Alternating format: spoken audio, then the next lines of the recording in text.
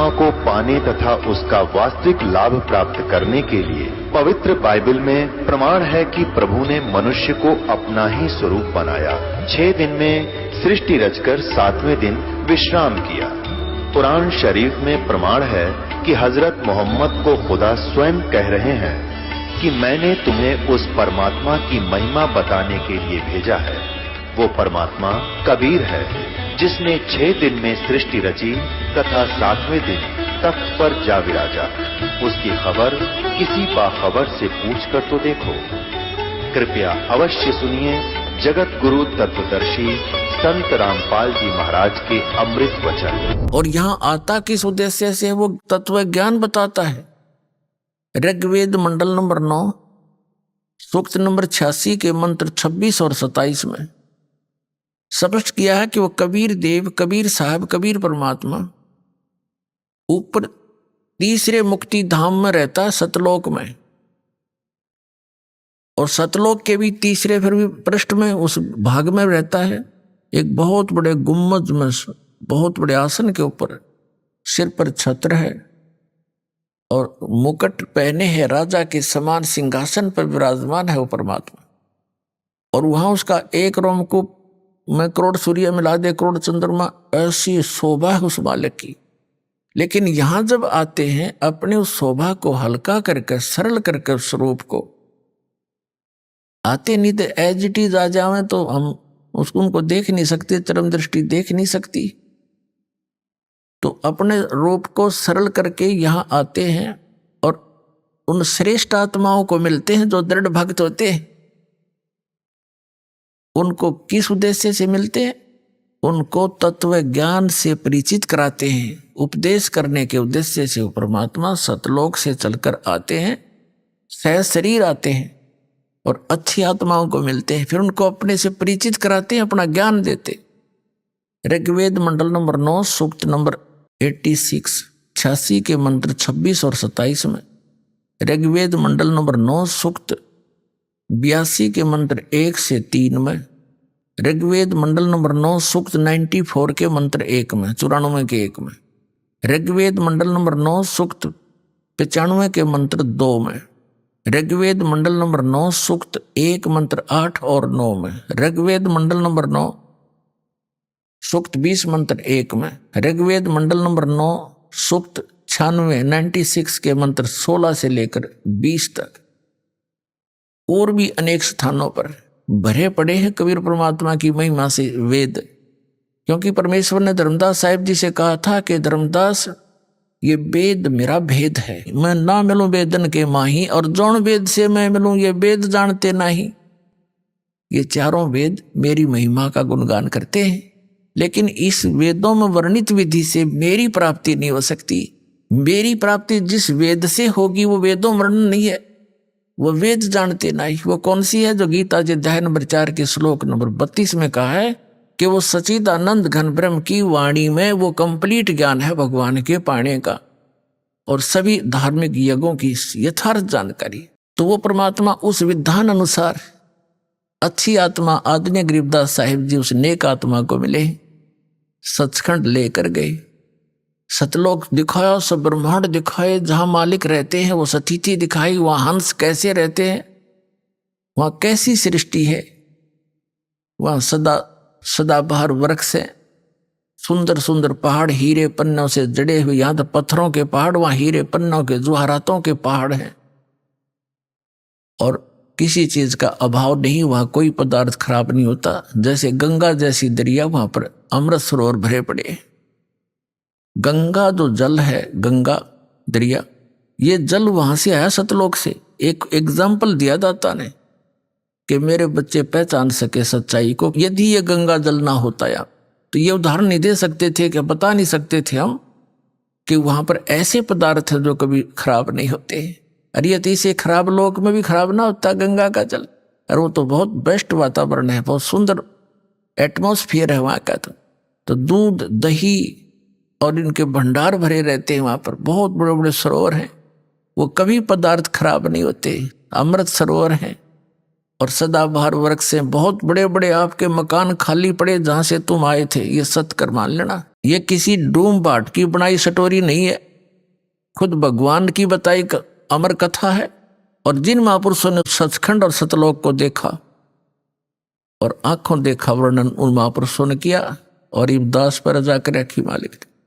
तो ये सत्य कर मान लेना, जो दास शब्द बोलेगा सारी साची होंगे। अभी तक सब बकवास कर रखी इन संतों ने, इन कबीर पंथियों को नहीं मालूम, अटपट मारते हैं। सतलोक में प्रकाश ही प्रकाश है, आत्मा जाकर मिल जाती है। एक आधा थोड़ी सी चतुरता दिखाता है कि उसमें बिंदु टाइप आत्मा मछली की तरह घूमती रहती है, वो प्रकाश ही सतलोक है, वही सतपुरुष है, वही सतनाम है। वो ये है वो नकली कति। अब देखना सच्चाई सामने आएगी। परमात्मा ने कहा था कि 33 अरब ज्ञान हम बोलिया, ज्ञान हम बाखा, और मूल ज्ञान हमने छुपा कर रखा। वो मूल ज्ञान ही दास को दिया है परमात्मा, अभी तक ही छुपा कर रखा था। और पूरे इतने मोटे मोटे कबीर सागर भी लिखा हुआ है, उसके अंदर भी भरा हुआ है, और उसे हटकर भी ज्ञान दास को दिया, जो महापुरुषों की वाणी में दास ने निकाला। तो जो प्रसंग हम कर रहे थे कि बहुनाम जन्मानाम अंते ज्ञानवान माम प्रपद्ये वासुदेवम सर्वमिति स महात्मा सुदुर्लभ है। इस प्रसंग को बताते हैं। जब परमात्मा वहां आए, गरीबदास जी को मिले, तो पालियों ने कहा था कि महाराज भोजन पालो। कबीर परमेश्वर एक साधु के रूप में थे, वो परम अक्षर ब्रह्म जिंदा महात्मा के रूप में। परमात्मा ने कहा था कि भाई मैं भोजन नहीं खाता, अपने गांव से छक के आया हूं, सतलोक से। तो उन्होंने हट किया था कि जी दूध तो पीना पड़ेगा, मैं अतिथि को ऐसे जाने नहीं देंगे। तो परमेश्वर ने कहा था भाई मैं कुंवारी गाय का दूध पिया करूं। अगर अतिथि सत्कार करना चाहते हो तो कुंवारी गाय का दूध पिया करूं, मैं पिला दो। तो बड़े बड़े पाली थे 50-40 साल के, वो कहने लगे बाबा जी तेरी नींद को ना दूध पीने की बकवाद करते हो, आप तो मजाक करते हो हमारा। गरीबदास जी 10 वर्ष के बालक थे, उनकी एक प्रिय बछिया थी गाय कुंवारी, उसको पकड़ लाए और कहने लगे महाराज जी दूध कैसे देगी, बच्चा तो है नहीं, माँ तो बनी नहीं है। तब कबीर साहब ने कहा कि कोई पात्र है तुम्हारे पास जिसमें दूध निकाल लाएंगे। गरीबदास जी लाए एक 5-6 किलो का वो मटका है, छोटा सा गड़ा बरोला, और कहा इसके नीचे रख दे भाई, साफ कर रखे है, कहाँ जी साफ कर रखे, इसके सतन के नीचे कर। गरीबदास जी बालक थे, पकड़ कर बैठ गए नू, अब देखेंगे बाबा जी दूध कैसे निकालेगा। परमात्मा ने थपकी मारी बछिया के, लंबे लंबे सतन हो गए और धार चल पड़ी दूध की, और पात्र भर के बंद हो गया। अब वो कबीर साहब को दे दिया, अगले बाबा जी पी लो आप। महाराज जी आधा कबीर परमेश्वर जी ने पी लिया, कुछ पी लिया, फिर से छोड़ दिया, अगले बच्चों पी लो, ये अमृत है, यहाँ का नहीं है, ये सतलोक से आया है मेरे गांव तक। इब और पाली थे, वो तो उठकर चले गए, कहने लगे तू पता नहीं किस जाति का है, और फिर तने क्या बेरा जादू जंत्र करके कुंवारी बछिया से दूध निकाल दिया, हम ना पीवा तेरे जादू जंत्र के दूध को। वो तो उठकर चले गए, वहां से स्थान छोड़ गए जहां वो बैठे थे, एक जंडी के नीचे, वो जंडी वृक्ष को ही छोड़कर चले गए, दूर जा बैठे। अब गरीबदास जी महाराज वो नेक आत्मा, वो श्रेष्ठ आत्मा जिसके लिए मालिक आए थे, वो बोला ला महाराज जी आपका ये जूठा दूध कद कद मिला, हमने गट गट पी गए, जितना पीना था बाकी रख दिया। अब फिर परमात्मा ने उनको समझाया बेटा तुम यहाँ के रहने वाले नहीं हो, पूरी सारी ऊपर की जानकारी दी। तब गरीबदास जी ने कहा महाराज ये ज्ञान तो अब आज तक किसी ने बताया नहीं हमारे को। वो स्थान कैसा, जैसे बच्चे की जिज्ञासा बन जाती है प्रबल। तो तब परमात्मा बोले चल मैं ले चलता हूँ। शरीर वहीं रह गया, जो ओरिजिनल वस्तु को ऊपर ले गए आत्मा को। सारे ब्रह्मांडों से परिचित कराया, ब्रह्मा विष्णु महेश जी की सतीथि दिखाई, उनके लोक दिखाए, उनसे वार्ता करवाई।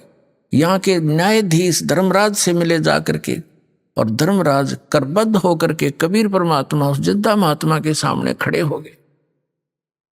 तो गरीबदास साहिब जी देख रहे हैं कि इस बाबा जी में तो बहुत बड़ी शक्ति, यहाँ के भगवान भी हाथ जोड़े, और यहाँ का यो बड़ा अफसर है यो भी हाथ जोड़ के खड़ा होगा, जो लेखा जोखा करता है। फिर सचखंड लेकर गए परमात्मा। ये काल को दिखाया कि देख बेटा यहाँ खाता 1,00,000 जीवों को भून गए, या तपस्या इसकी अरु बैठा वो ब्रह्म सरपुरुष काल जो कहता है मैं कभी किसी के सामने नहीं आता, अपनी योग माया से छुपा रहता हूँ। गीता जी अध्याय नंबर 7 के श्लोक नंबर 24 और 25 में। तब उसके सिर पे पैर रख के उस काल के गरीबदास जी महाराज को ऊपर लेके गए, 11वें द्वार में प्रवेश किया। 11वां द्वार इस अक्षर पुरुष पर ब्रह्म के लोक में प्रवेश करता है, और उसके लोक को पार करके जब 12वां द्वार पार करते हैं तो सतलोक आ जाता है। 12वां द्वार पार करके सतलोक में गरीबदास साहिब जी को परमात्मा लेकर गए। वहां गरीबदास साहिब जी क्या देखते हैं कि वही महात्मा जो नीचे तक गया था उनके साथ, और उधर क्या देखते उनके साथ है, और ऊपर क्या देखते हैं कि एक बहुत बड़े गुम्बज में बहुत बड़ा मंदिर नुमा गुम्बज है, सुंदर सफेद बहुत लंबा चौड़ा। उसके बीच में एक सिंहासन है, सुंदर सिंहासन, रत्न जड़े हैं सफेद सफेद उसके, और उस पर बहुत सुंदर वस्त्र बिछे हैं। वहां उसके ऊपर परमात्मा विराजमान है।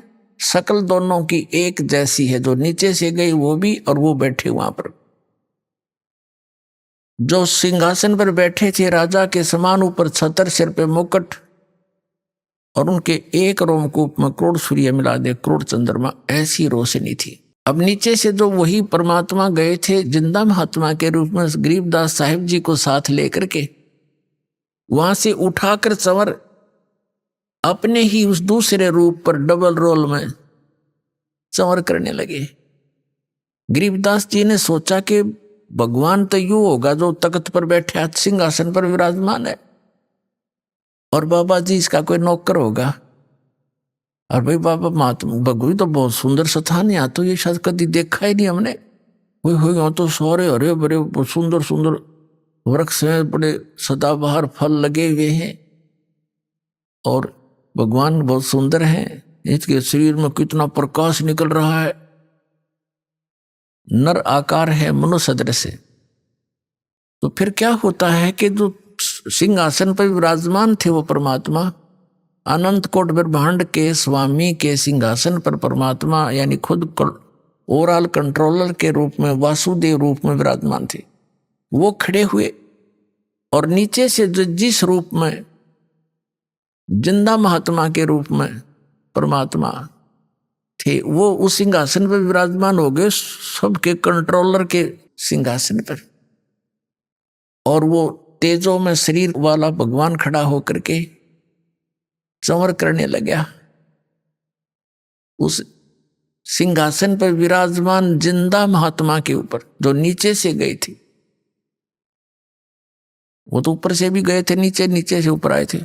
तो गरीबदास जी सोच ही रहे थे कि ये क्या भाई, इस बाबा जी पर भगवान नौकर की तरह सेवा कर रहा है। इतने में क्या देखा कि वो तेजों में शरीर और जिंदा महात्मा यानी कबीर परमात्मा के शरीर में समा गए। ओनली अकेले कबीर परमात्मा, वो जिंदा महात्मा वाला रूप ही अनंत कोट ब्रह्मांड के स्वामी के सिंहासन पर विराजमान थे, यानी वही मालिक हैं। वो डबल रोल कर रहे थे। गरीबदास जी चरणों में गिर गए, हे भगवान आप तो भगवान हो। अरे मुझे बका रहे थे आप बाबा जी नहीं हो, आप परमात्मा हो। इतने में क्या हुआ कि पूरे शरीर का उतना ही नूर हो गया जितना पहले था। जब गरीबदास जी देख रहे हैं चकित हो गए, हे भगवान आप तो बहुत प्रबल शक्ति युक्त हो, मुझे यही रख लो मेरे दाता, वहां ना भेजो गंदे लोक में, वहां तो जन्म और मृत्यु हाहाकार मचा हुआ दाता, इतना सुंदर लोक यहाँ का।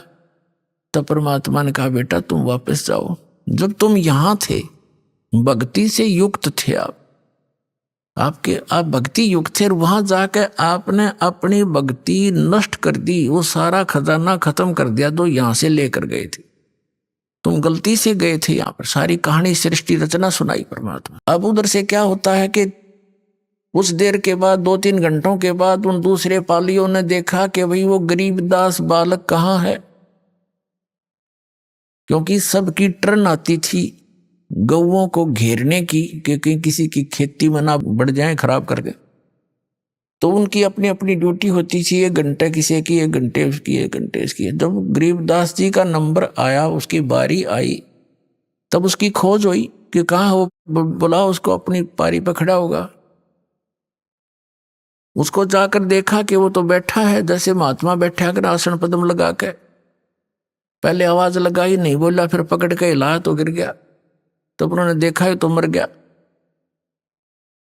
हाथ पैर फूल गए उनके।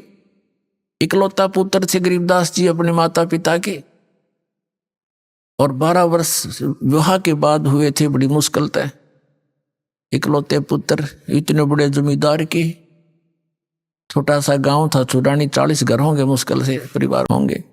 तो 1.5 किलोमीटर की दूरी पर वो स्थान था जहां परमात्मा मिले थे गरीबदास जी को। गांव छुड़ानी, जिला झज्जर, हरियाणा में आज भी वो यादगार विद्यमान है। कबलाना गांव से और छुड़ानी गांव को अब तो पक्की सड़क बन गई, पहले कच्चा रास्ता था। उस सीमा के ऊपर थोड़ा सा 1 किला अंदर ने छुड़ानी के खेतों में आज भी वो यादगार बना रखे, एक मंदिर सा बना रखे उन्होंने कि यहाँ परमात्मा आए थे। एक जांडी का वृक्ष था वहां पर, वो आज भी यानी अवशेष बकाया है सच्चाई के। तो गांव में भागे आए गांव वाले लोग, फिर 1.5 किलोमीटर गए, देखा बच्चा मरा पड़ा है, घर लाए। घर से फिर शमशान घाट पर ले गए, फूकन की तैयारी कर दी, चिता पर रख दिया। तो परमात्मा ने कहा बेटा तुम जा, मैं तेरे साथ रहूंगा और भक्ति करना। इस भक्ति की कमाई तय, भक्ति की शक्ति से तुम पुनर्चार्ज होकर के यहां आ सकोगे।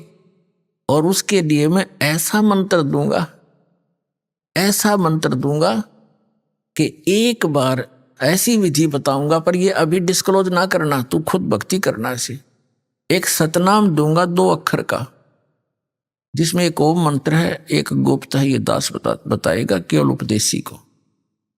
तो इसकी एक बार की कमाई तय, एक बार की कमाई तय, एक श्वास उस श्वास की के सिमरण तय इतनी कमाई बन जाएगी कि यहाँ के एक ब्रह्मांड में 14 लोक होते। कहते 14 लोक भी उस एक दूसरी तराजू में रख दे, ताखड़ी में, एक पलड़े में, और एक तरफ रख दे इस एक सतनाम के सुमरण की कमाई वैल्यू। और 3 लोक, ये पृथ्वी लोक और तेरा पाताल और स्वर्ग लोक धर दे पास्यंग, यानी जिसकी कोई खाता ही नहीं किसी, वो तो सौदे में कोनी, उस साइड में रख दी जाती है पास्यंग। और तो ना तुले तुलाया राम रंग हरि हो। अब गरीबदास जी कहने लगे भगवान जो आपकी आज्ञा, और कहा तुम जाकर समझा जनता को, मेरा गवाह बन बेटा, तेरे भाई बहन वहां कितने कष्ट उठा रहे, सारा जीवन खो देते हैं माया के पीछे, एक पेट के लिए, जीविका पूरी नहीं होती उनकी।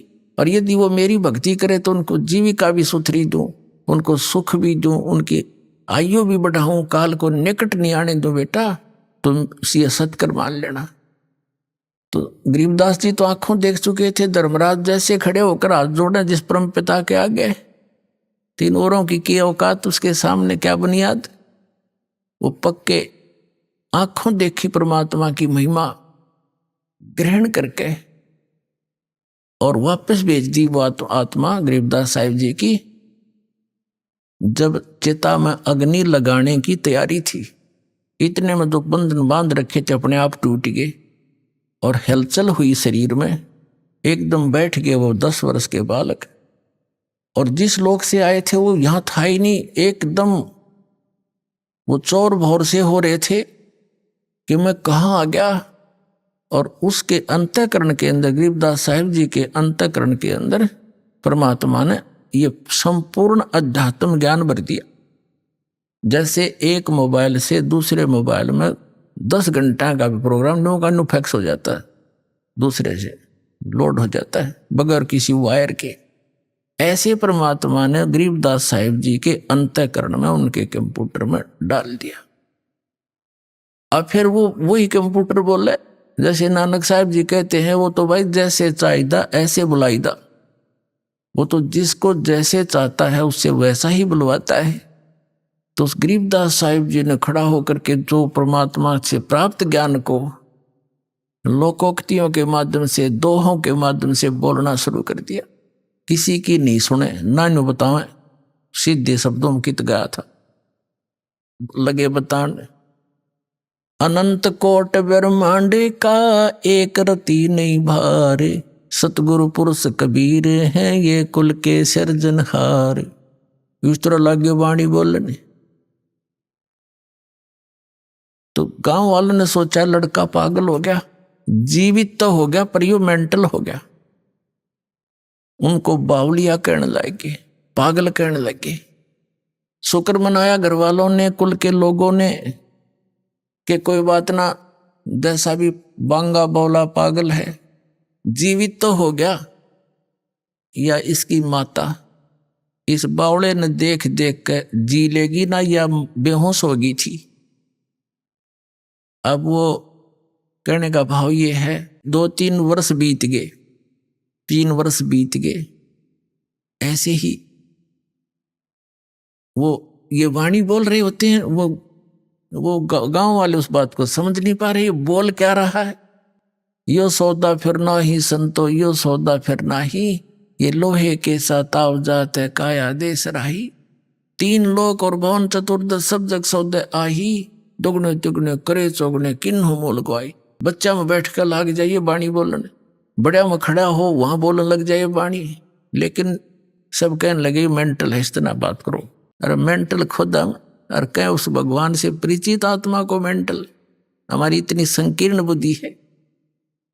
3 वर्ष के बाद एक दादू पंथी संत, आदरणीय दादू साहेब जी को भी परम अक्षर ब्रह्म कबीर देव जी, कबीर साहेब, वो धानक कबीर गरीबदास साहिब जी को बताया था परमात्मा ने कि बेटा मैं 120 वर्ष बनारस में रह के आया हूं, 120 वर्ष काशी में, और कबीर मेरा नाम है, और वहां जुलाहे के नाम से प्रसिद्ध था। मैं जुलाहा मेरा कर्म था, और मैं प्रत्येक युग में एक लीला ऐसी ही करता हूं कि अपनी पाने के लिए जो क्रियाक्रम उचित है एक भक्त को, और कैसी उसकी रहनी हो, कैसा उसका विचार हो, और कितनी आवश्यकताएं रखे भगत, वो मैं खुद ही एक उदाहरण दे के आता हूं कि यहाँ घने धन की जरूरत की आवश्यकता नहीं। जो भक्ति चाहता है उसने परमात्मा की इच्छा रहनी चाहिए, और जो भगवान से जुड़ गया तो उसको किसी चीज का अभाव रहेगा ही नहीं। समय आने पर सारी पूरी करता है।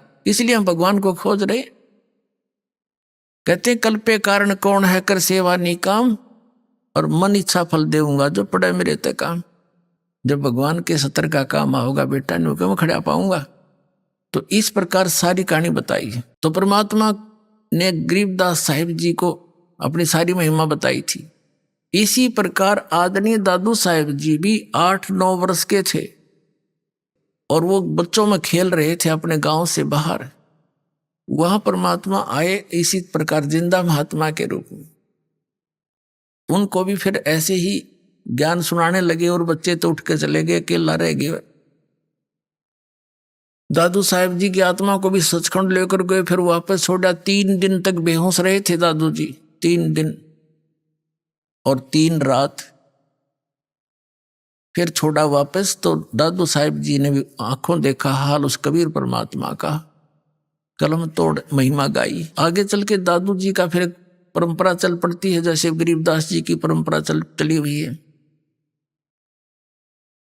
तो उसमें संत परंपरा भी होती है, महंत परंपरा भी होती है, जिसको नाद और बिंद बोलते हैं।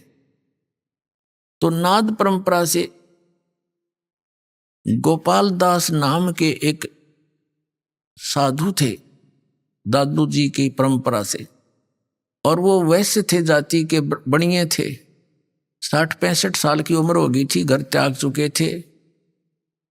अपना अंतिम समय परमात्मा के चरणों में बिताने के लिए वो दादू पंथ के ही से दीक्षित होकर फिर भ्रमण करते रहते थे, अपना ज्ञान का प्रचार करते रहते थे। और छुड़ाने के अंदर एक व्यक्ति उनका शिष्य था। वो गोपाल दास जी उस छुड़ाने वाले शिष्य के आगे वहां पर रुक गए, रुका करते 1-2-4 दिन। तो उस छुड़ाने वाले भक्त ने कहा कि महाराज जी, हमारे एक बहुत बड़े जमींदार का लड़का और ऐसे ऐसे पागल हो गया, सारी कथा सुनाई और बताया महाराज जी कहते हैं संत की विद्या को संत ही कैंसिल कर सकता है।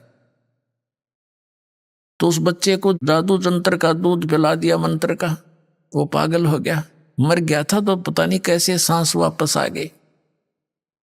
आपकी रजा हो, कृपा कर दो उसको, वो ठीक हो जा, पागल हो गया। तो उस दादूपंथी संत गोपाल दास ने कहा कि बुलाओ। वो थोड़े बहुत भूत बात झाड़न के झाड़े जाने था। वो व्यक्ति गया वहां गरीबदास साहिब जी के घर पे। अब गरीबदास साहिब जी अपने नाना के वहां रहा करते थे, छुड़ानी में उनके नानका थे, क्योंकि उनके पिताजी वहां घर जमाई रहा करते थे।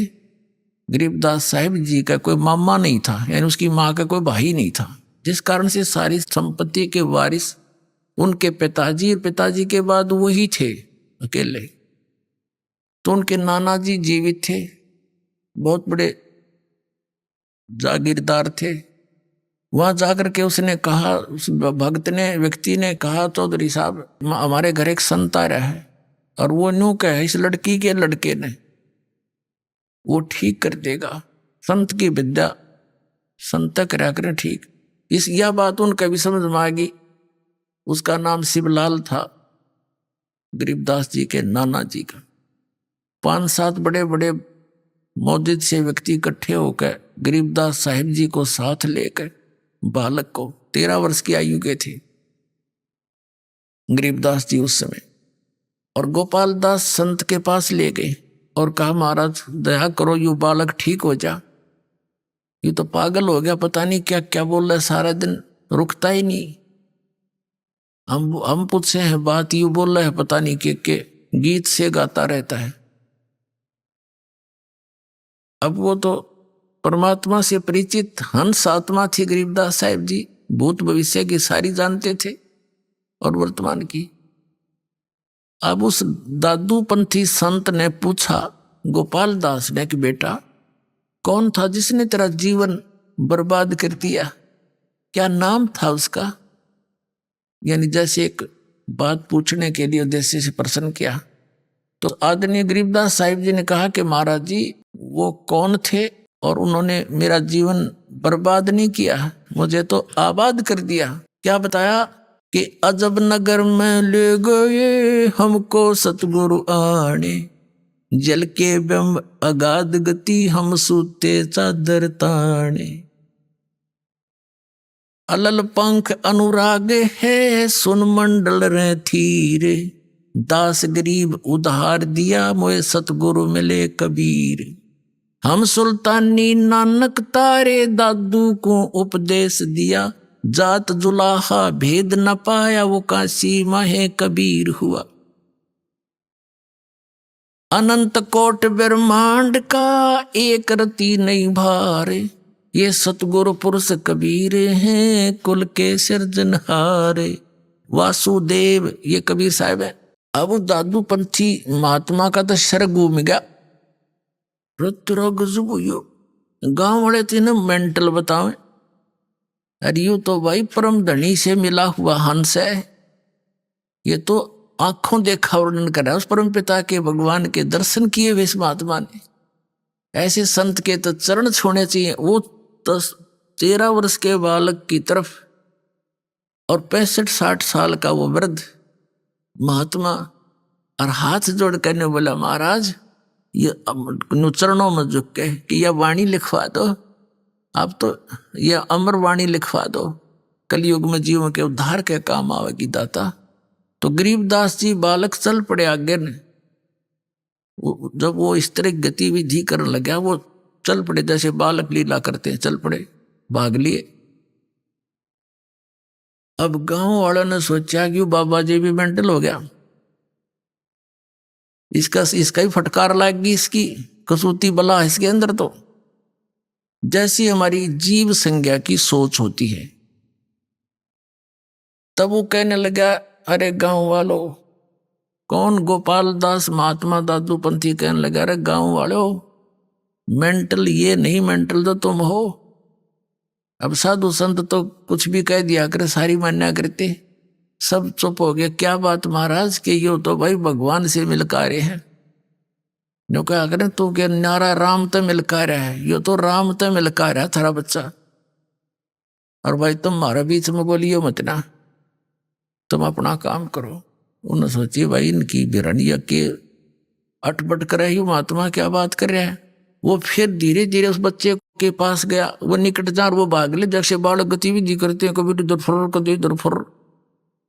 तो थोड़ी सी जब दया हुई उस परम पिता की, अब तीसरा दिन जाकर गरीबदास जी ने मुंह खोला, कहा देखो गोपाल दास, अगर सारी वाणी लिखे तो मैं लिखवाऊंगा, नहीं तो भाई बीच में छोड़ कर जा तो मैं लिखवाऊं नहीं तेरे। गोपाल दास कहने लगा, महाराज मैं तो कति घर ते फारिग हो रहा हूं और इससे काम के लिए निकला हूं दाता। जब तक आप कहोगे तब तक आपके चरणों में बैठ के मेरे पास यह लेखन विद्या दी है भगवान ने। मैं बाणिये के घर जन्म है मेरा, भगवान की खोज में मैं निकला हुआ हूं और आप जो जो कहोगे मैं लिखता रहूंगा। एक बही होती थी पहले, ये कापी कुपी तो होती नहीं थी। पहले बाणिये बही रखते थे, लंबी लंबी, इतनी लंबी, 3-3 फुट लंबी और 9 इंच चौड़ी हुआ, उसको ऐसे फोल्ड कर, तो उसमें लग गए लिखण। और गरीबदास साहिब जी का एक बेरी का बाग था, बेरी का, बड़बेरी बोला जिसने, उसमें एक जंडी का पेड़ था भारा सा। वो पहले बरानी सा अक्षेत्र था, ऐसे मारू अक्षेत्र से, सिंचाई साधन नहीं थे उसमें, तो वहां जंडी ज्यादा होया करती। और बेरी के बाग भी ऐसे हो जाया करने, झाड़ जंखाड़ा।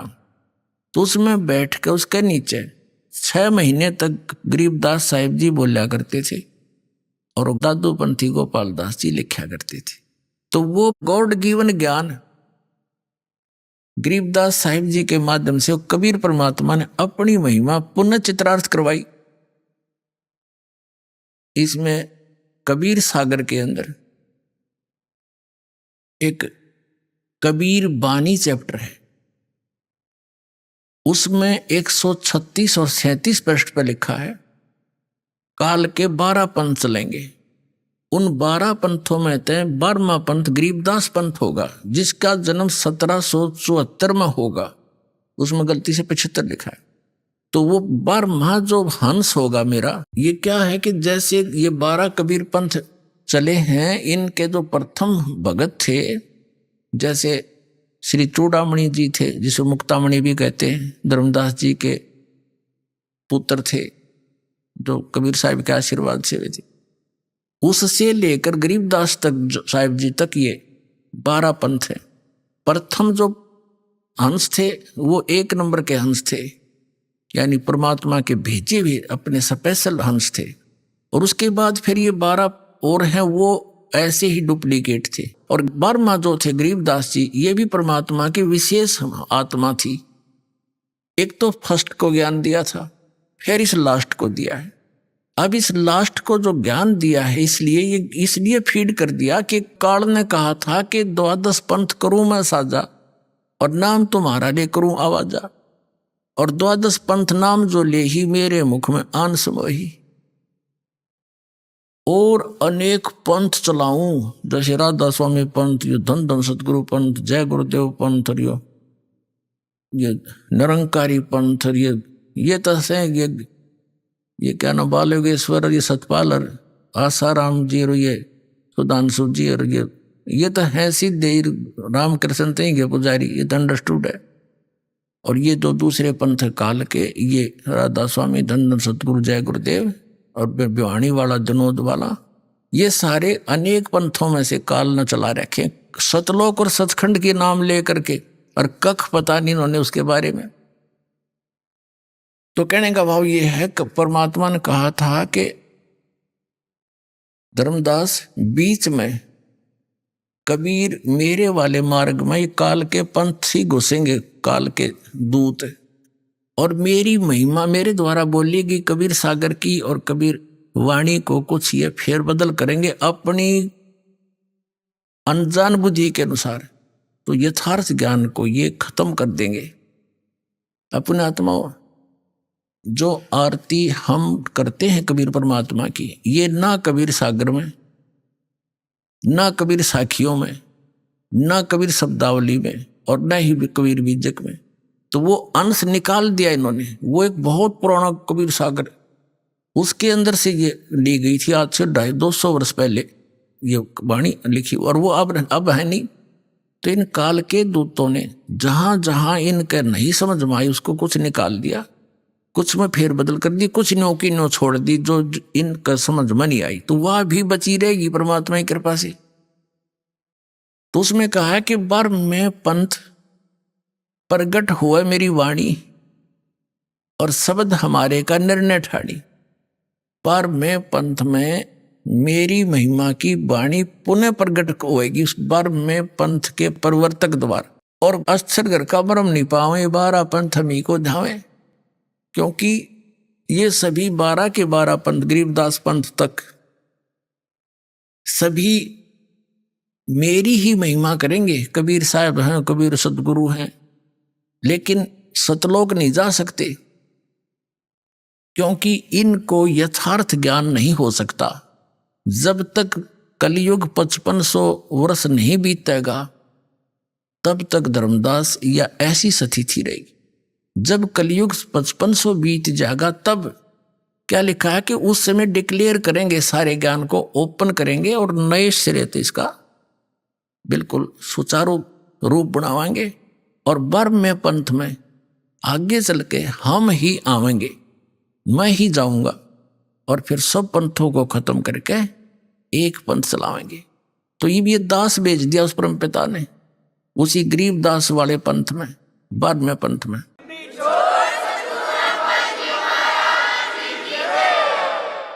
तो गरीबदास जी ने जो ज्ञान दिया, उस गरीबदास पंथी भी नहीं समझ सके। कबीर परमात्मा जी ने जो ज्ञान दिया था कबीर सागर के अंदर, कबीर पंथी नहीं समझ सके। कबीर साहब को सतगुरु बताते हैं, एक संत बताते हैं, और परमात्मा को भिन्न बताते हैं। इन कख दाना परमात्मा को, ते काल के दूत थे सारे, और ये खुद मालिक है। कबीर सागर में लिखा, धर्मदास जी जब सतलोक में लेकर गए और तो वापस छोड़ा, तो वहां देखा वही परमात्मा जो नीचे से गए थे वही सिंहासन पर विराजमान थे, अनंत कोटि ब्रह्मांड के सिंहासन पर। और वहां पर सब बाग बगीचे, और भगवान के सिर पर मुकुट था, ऊपर छतर था, और सब गाते बजाते गए। सब ने गले में सुंदर हीरे मोतियों की माला पहन रखी थी। सब जो वहां भगत पहले मुक्त होकर चले गए या पुराने आदिवासी वहां के हैं, तो वहां रह रहे थे। सारी विस्तार बता रखा। अरे ये अज्ञानी कबीरपंथी ने हो गए, वहां चेतन प्रकाश है, बस उसमें बिंदु टाइप आत्मा घूमती है, और कुछ नौके उसमें जाकर मिल जाती है, बस चेतन प्रकाश में प्रकाश मिल गया, खत्म। तो इन्हें खाक ज्ञान था। तो परमात्मा ने कहा था, बार में पंथ हम ही चले आवे, आगे चल के उसमें नहीं। क्यों 12 पंथ तक कह दिया कि ये तो अस्थिर घर का मर्म नहीं पावे, और ये 12 पंथ हम ही को जावे। बार में पंथ, फिर आगे जो पंथ चल चुका होगा, जब 5500 वर्ष बीत जाएंगे तब मैं आऊंगा। तो ये गरीबदास साहिब जी के द्वारा ये अपनी महिमा की वाणी परमात्मा ने फीड की, और वो गरीबदास साहिब जी ने लिपिबद्ध की, और आज वो हमारे पास उपलब्ध है। एक और बताऊं आपको कथा कि गरीबदास पंथ में दास का अच्छा समय बीता है। सन 1988 से लेकर 1999 तक गरीबदास पंथ में 11 वर्ष दास रहा। उनके खूब उन महंतों से, संतों से और वहाँ के सब से मिले। तो वहाँ एक विशेषता थी कि ये एक सख्त हिदायत थी उनको कि गरीबदास जी महाराज ने जो वाणी बोल रखी है, इसमें किसी ने फेरबदल भी कर दी ना, उसको बहुत हानि होगी। एक संत ने ऐसा कर दिया था, कुछ उसमें कुछ ऐसी कड़वी करड़ी करड़ी बातें लिख रखी थी, उसने निकालने की चेष्टा की थी, उसको अधरंग मार गया।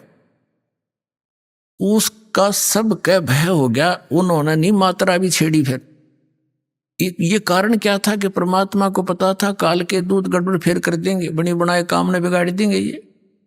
ये 200 वर्ष पहले, 200 वर्ष पहले की बात। सन 1727 में परमात्मा मिले थे गरीबदास साहिब जी को, और सन 1730 के अंदर यह वाणी लिपिबद्ध की गई थी। अब ये लगभग 300 वर्ष हो गए लग, तो उस समय यह लिखी गई। तो अभी तक यह कति सुरक्षित थी, और यह नो की नो हमारे पास आएगी। यह वाणी प्लस में परमात्मा के द्वारा इस दास को ने जो लीला की दिखाया, जो दिया ज्ञान, वो और इन महापुरुषों की वाणी और सब सदग्रंथों का एक निष्कर्ष निकाल दिया जो अभी करना था। कहते हैं 9 मन सूत उड़ जिया, ऋषि रहे जखमार, और सतगुरु ईसा सुलझा दे उलझन दूजी बार। इसी कबीर वाणी में,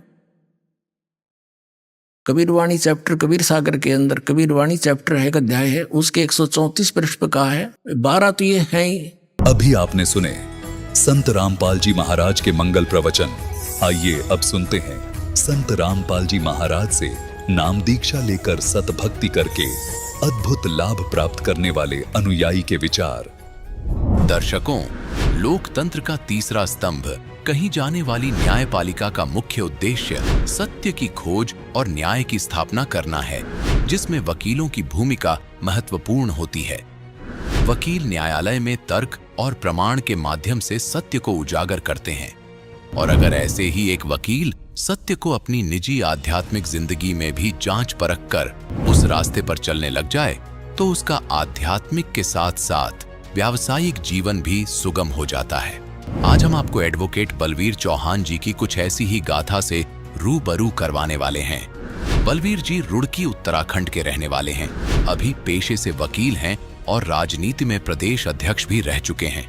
पहले से ही कबीर पंथ से जुड़े थे, और एक दिन इन्होंने एक आर्टिकल पढ़ा जिसमें कबीर पंथी संत रामपाल जी महाराज जी का नाम देखकर खोजबीन की और संत जी के सत्संग प्रवचन सुन ज्ञान समझकर नाम उपदेश ले लिया, और अब सत्य की राह पर चल रहे हैं। सुनिए बलवीर जी के जीवन की सच्चाई, उनकी आप बताई। नमस्कार सर। सतसाहिब जी। क्या नाम है आपका? बलबीर सिंह चौहान। कहाँ से आए हैं सर? मैं यहीं से रुड़की से आया हूँ, अशोकनगर में मकान है मेरा, और मैं एडवोकेट हूँ। सर आपने बताया कि आप एडवोकेट हैं, तो एडवोकेट होते हुए संत रामपाल जी महाराज की शरण में आप कैसे आए? देखो, ऐसा है कि संत रामपाल जी महाराज की शरण में आने का बहुत लंबा इतिहास है। वास्तव में मैं शुरू से कबीरपंथी रहा हूँ, और कबीरपंथी होने के नाते मैं जो है, जब लगभग मेरी 5 साल की अवस्था थी, तब मैंने जो है, मुझे मेरे माँ बाप ने नाम दिलवा दिया था। और वो नाम भी कहाँ से दिलवाया था? एक कमाल साहब की गद्दी है कीठल में, वहाँ से मुझे नाम दिलवाया था। और उस समय हमारे गुरुजी जो है चेतन दास साहब थे। लेकिन जब वहाँ पे जो सत्संग होता था, वो सत्संग खाली इतना ही होता था कि केवल जो है वहाँ चले गए, भंडारा खा लिया, और जो है आगे, और सुबह शाम घी का दीवा लगा दिया और काम हो गया। उसी बीच में मैं आर्मी में चला गया। आर्मी से मैंने करीब 16 साल नौकरी की आर्मी सेना शिक्षा कोर में। सेना शिक्षा कोर में मैं रहा वहाँ पे। तो मैं एजुकेशन का होने के नाते जितने भी धार्मिक ग्रंथ वगैरह थे, वहाँ पे लाइब्रेरी का इंचार्ज था, वो भी मैं पढ़ता था। कबीर सागर के बारे में, कबीर बीजक के बारे में, कबीर ग्रंथावली, कबीर शब्दावली, उसके बारे में मुझे अच्छी जानकारी थी। लेकिन मैं जो कोई भी कबीरपंथी संत मिलता था तो मैं उसका सम्मान करता था। मुझे किसी से ये मतलब नहीं था कि ये जो है ये संत है या वो संत है, खाली कबीर का जो नाम ले रहा वो हमारा आदमी था, बस मेरे दिमाग में इतनी बात थी। इसी संबंध में जो है, जब मैं रिटायर हो गया, रिटायर होने के बाद जो है मैंने राजनीति ज्वाइन कर ली, और राजनीति में मैं जो है राष्ट्रीय लोकदल में जो है प्रदेश अध्यक्ष रहा। और प्रदेश अध्यक्ष होने के नाते मैंने 2001 में चुनाव लड़ा विधायक का। जैसे मैंने चुनाव लड़ा विधायक का, तो मुझे जो है, मैं तीसरे नंबर पे रहा यहाँ पे, और तीसरे नंबर पे रहने के बाद उसके बाद फिर मैं राजनीति में चलता रहा। तो उसी दौरान मैंने कम्युनिस्ट पार्टी ज्वाइन कर ली। तो कम्युनिस्ट पार्टी का एक लोक लहर पेपर आता है, उस लोक लहर पेपर के अंदर एक बराबर में वो यानी कि जो संवाददाता लिखता है, उसमें संपादकीय है, उसमें लिखी हुई थी संत रामपाल जी के बारे में। तो उस लोक लहर का पेपर जैसे मैंने पढ़ा, तो मैंने देखा यार ये कबीरपंथी संत है, और ये कबीरपंथी संत होने के नाते इनके साथ इस तरह का हो रहा है। तो मुझे बड़ा अचरज हुआ। मैंने सोचा मैं यार ये इसके बारे में जानकारी करनी चाहिए। तो मेरी जो है अंदर से महसूस हुआ कि गलत हो रहा है। तो मैं राजनीति में चलता रहा। तो मुझे एक दिन जो है कचहरी में, लगभग ये बात होगी 2008 के आसपास की बात, कि एक वकील ने बोला मुझे कि वकील साहब एक बात बताओ, आप रामपाल जी को जानते हो? मगर जी मैं तो नहीं जानता रामपाल जी को। कि नहीं, वो कबीरपंथी संत है। मगर यार सुना तो मैंने बहुत है, लेकिन मैंने कभी उनका सत्संग नहीं देखा। तो उन्होंने कहा कि आप एक काम करो कि आप जो है सत्संग देखो। तो मैंने जब उसमें देखा तो लगभग जो है 2009 से मैंने स्टार्ट किया वो देखना, और 2009 से लगा के 2013 तक मैं सत्संग देखता रहा। जब वो खोल खोल के गुरुजी बता रहे थे, संत रामपाल जी महाराज बता रहे थे, तो मुझे उस चीज में जो है थोड़ा इंटरेस्ट आने लगा। जब मैं जो है उनसे अपने गुरु ब्रह्मदास जी साहब से पूछा कि गुरुजी आप ये बताओ कि जो ये खेगड़े वाली गद्दी है वो कैसी गद्दी है? तो उन्होंने बताया कि वो तो हरिजनों की गद्दी है, उस पर सारे लोग हरिजन लोग जाते हैं। तो मैंने कहा, मगर जब ऐसी बात है तो कबीर साहब तो छुआछूत को मानते ही नहीं थे, और आप इस बात को कह रहे हो। तो उन्होंने कहा, क्या लगा, नहीं नहीं ऐसा कुछ नहीं है। तो उसी बीच में मैं बोलने लगा, मैं गुरुजी एक बात और बताओ कि आप जो है संत रामपाल जी महाराज के बारे में कुछ बता सको? तो उन्होंने कहा, यार उनकी बात मत करें। यानी कि हमारे गुरु ब्रह्मदास जी साहब ने कहा कि आप उनकी बात मत करो। तो मुझे बड़ी गलानी हुई, और गलानी होने के बाद मैं उस चीज़ को अंदर रख गया। मैंने उन्हें कोई जवाब नहीं दिया, क्योंकि मैंने नाम तो लिया नहीं था संत रामपाल जी महाराज जी से, तो खाली सुना था। तो नेक्स्ट बार जब वहाँ पे भंडारा हुआ, तो जैसे ही मैं भंडारे में कीठल गया, तो उस कीठल में वहाँ पे जब गए तो वहाँ पे सारे लोग कबीरपंथी लोग थे। कबीरपंथियों में बातचीत हुई, मैंने उनको जिक्र किया, मगर यार संत रामपाल जी महाराज के बारे में चलना आप लोग देखते हो क्या? तो उनका हम सब देखते हैं।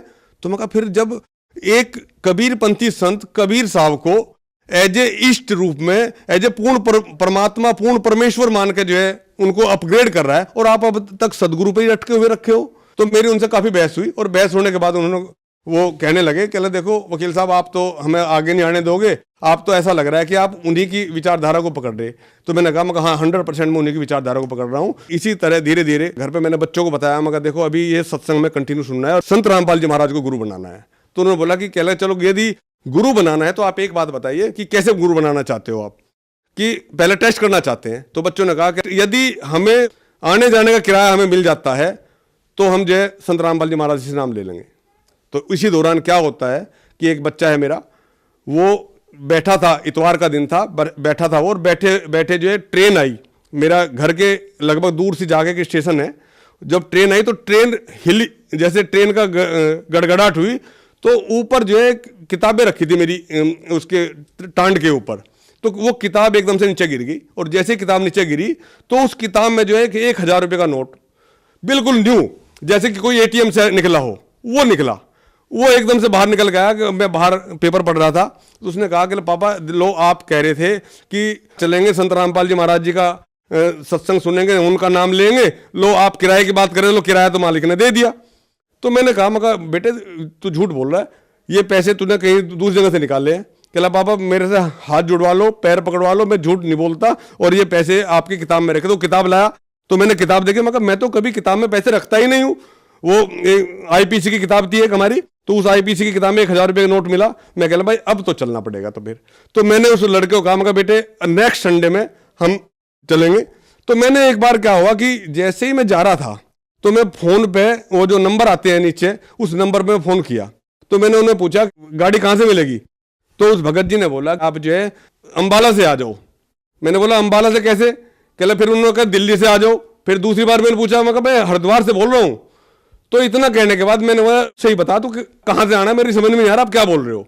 फोन मेरे कान पे था, मुझे नहीं पता कैसे हुआ कि मैं रेलवे स्टेशन के पास घूम रहा, तो मैं जो है एकदम से लाइन के ऊपर जा गिरा, और लाइन के ऊपर गिरने से मेरा मोबाइल गिर गया, और मोबाइल गिरने से मैं सीधे लाइन के ऊपर, और ट्रेन आने का रास्ता समय हो रहा था, तो मैं उठ नहीं पाया। ये टाइम 9 साढ़े 9 के आसपास की बात है। तो जैसे ही जो है ट्रेन दूर से दिखी तो मुझे किसी ने ऊपर से उठाया, एक सफेद कपड़े वाले आदमी ने, और मुझे उठा के जो है उस पे बाहर सीट पे बैठा दिया।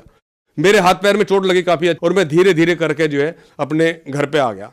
घर पे आने के बाद मैंने बच्चों को बोला, मगर बेटे मेरे पे ऊपर नहीं आया जा रहा जिन्ने पे, आप मुझे उठा के ले जाओ। क्योंकि मुझे फ्रैक्चर हो गए थे, पैर में फ्रैक्चर था, हाथ में फ्रैक्चर था, और मेरी चेस्ट में फ्रैक्चर था। तो दिखाई दे रहा कहाँ फ्रैक्चर है। तो मैंने कहा कि मगर फ्रैक्चर हो कुछ भी हो, जब ऐसी बात है परमात्मा सब कुछ करने के लिए तैयार है, तो मेरा फ्रैक्चर भी ठीक हो जाएगा।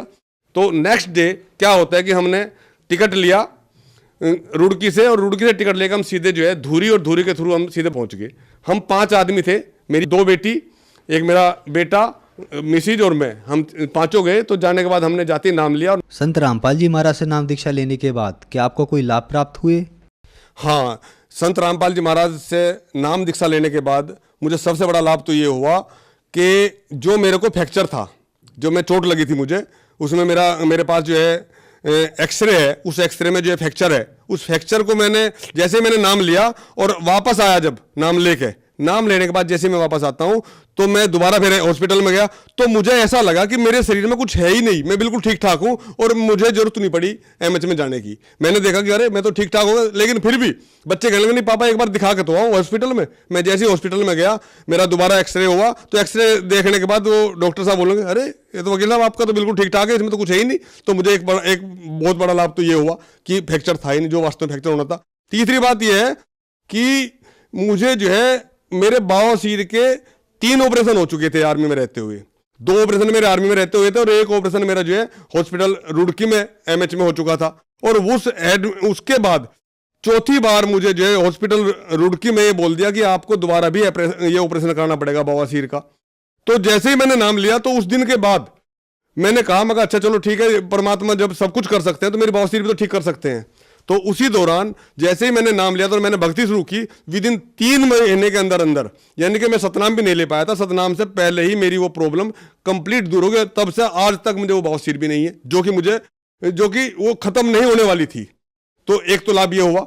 दूसरी बात ये है कि जब तक जो है 2011 में मैंने संत रामपाल जी महाराज जी का सत्संग देखते देखते ही मैं बोलने लगा कि गुरुजी यदि मेरी संत रामपाल जी महाराज, मैं आपसे प्रार्थना कर रहा हूं, जबकि नाम भी मैंने नहीं लिया था, कि यदि मेरी इस बड़ी बेटी का नंबर जो एमबीबीएस में आ जाएगा तो मैं आपसे नाम ले लूंगा। यानी कि उसी साल 2011 में उसका नंबर एमबीबीएस में आ गया।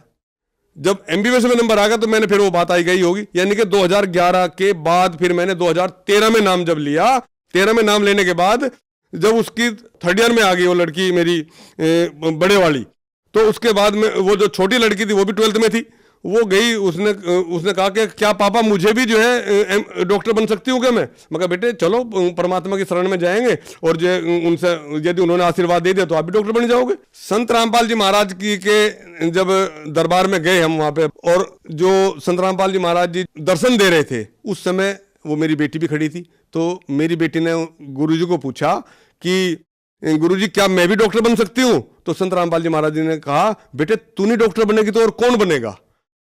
तो जैसे ही वापस मिले हम चलने के लिए, मैंने उसको बोला, मगर बेटे तूने क्या पूछा गुरुजी से? तो बेटी ने कहा पापा गुरुजी संत रामपाल जी महाराज जी ने मुझे कहा कि बेटे तू नहीं डॉक्टर बनेगी तो और कौन बनेगा डॉक्टर? तो मैं कहा बेटे तेरा तो काम हो गया। बोला लेकिन पापा मेरा तो कहीं नाम ही नहीं आ रहा है कहीं भी उसमें एमबीबीएस में, अभी 12th मैंने पूरी की है। तो मैं कहा बेटे जब तुझे बोल दिया तो तू डॉक्टर बनेगी निश्चित रूप से। तो उसी दौरान लगभग मेरी बेटी का जो है नीट क्वालिफाइड हुआ, और नीट क्वालिफाई होने के बाद उसका जो दूसरे नंबर की बेटी थी उसका नंबर नहीं आया उसमें नीट में, उसका मेरिट में कहीं नाम नहीं था। तो जब मेरिट में नाम नहीं था, पापा एक आप कह रहे थे कि नंबर नहीं आया, मगर बेटे देखो उसमें हो सकता है मेरिट में कहीं नाम हो।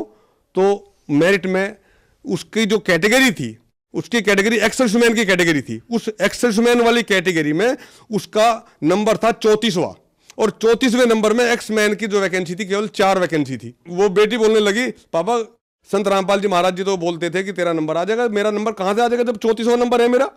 तो मैंने कहा मगर बेटे संत वचन पलटे नहीं पलट जाए ब्रह्मांड, तो बेटे डॉक्टर तो तू बनेगी भले ही कुछ भी हो। तो बेटी बोलने लगी कि पापा देखो मुझे तो लगता नहीं। तो मगर नहीं बेटे बनेगी तू। तो मैंने उसको कहा बेटे चलो चलते हैं काउंसलिंग में, और काउंसलिंग में जाके और मगर सतनाम का जाप करना। वहाँ पे मैंने जो है वास्तव में सतनाम की परीक्षा ली।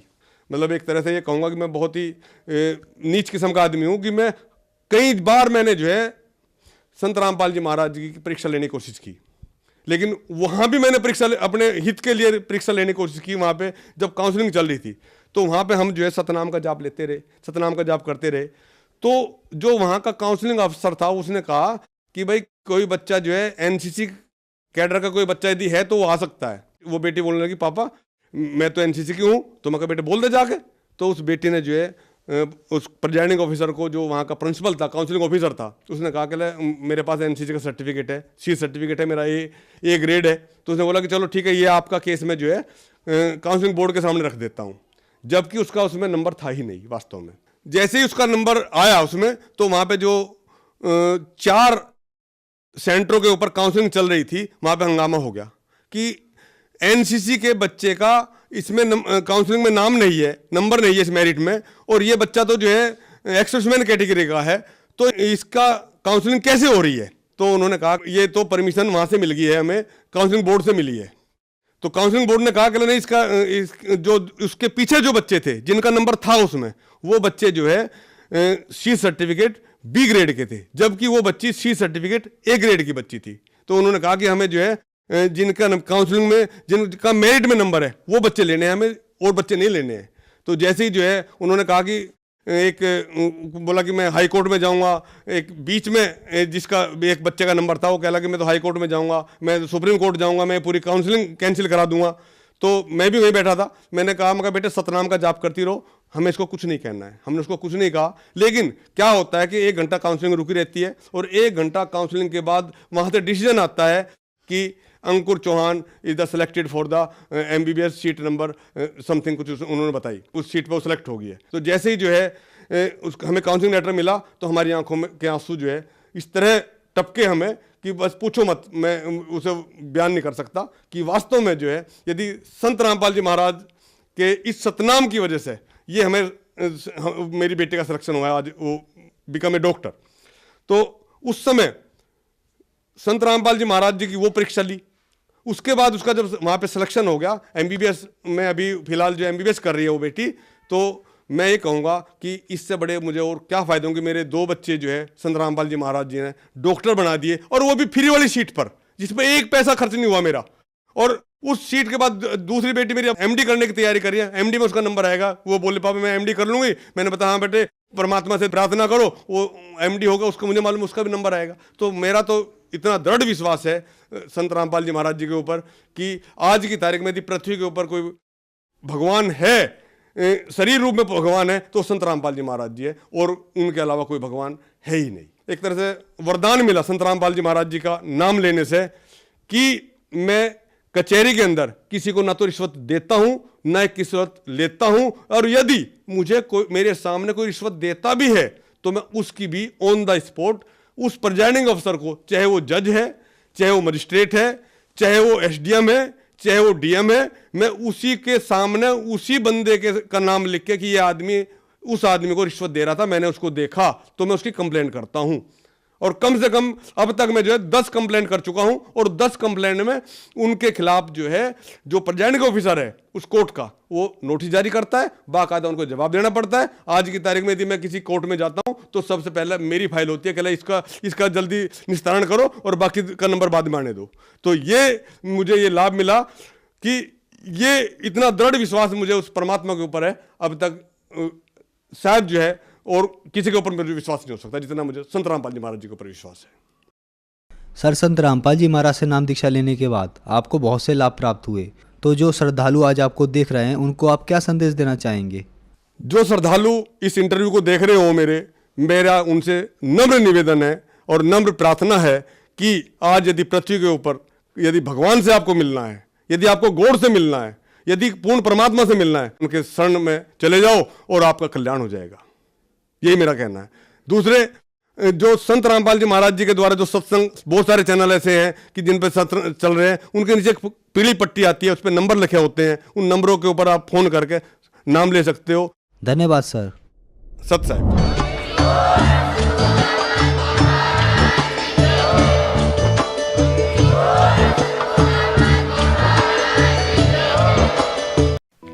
आप सुन रहे थे जगत गुरु तत्वदर्शी संत रामपाल जी महाराज के मंगल प्रवचन। अधिक जानकारी के लिए संपर्क करें।